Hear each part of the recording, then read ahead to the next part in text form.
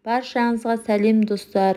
Бұл видеоны сіздерге жөтел туралы және үй жағдайында қалай дәрісіз емдеуге болатыны жөнінде бөлісетін боламын.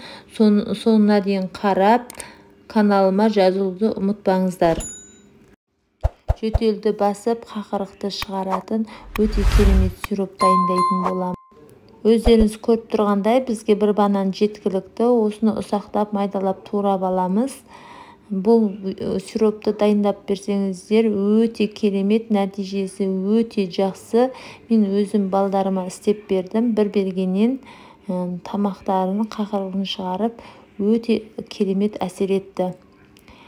Енді сіздерге де жасап көруге кеңес беремін. Міндетті түрде жасап көріңіздер. Енді оның үстіне bir бокал су құямыз. Бокалымыз толмаған. Енді азырақ шамалап құямын. Соны енді газге қойып қайнататын боламыз. Оның үстіне науат саламыз. Көп салмаймыз, тәтті болып кетпеу үшін азырақ салсаңыздар жеткілікті. Енді осыны жақсылап қайнатып,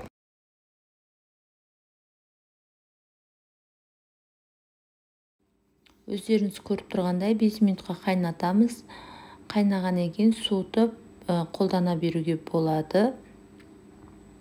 Қақырықты жібітіп, жөтелді басатын өте керемет сироптардың бірі.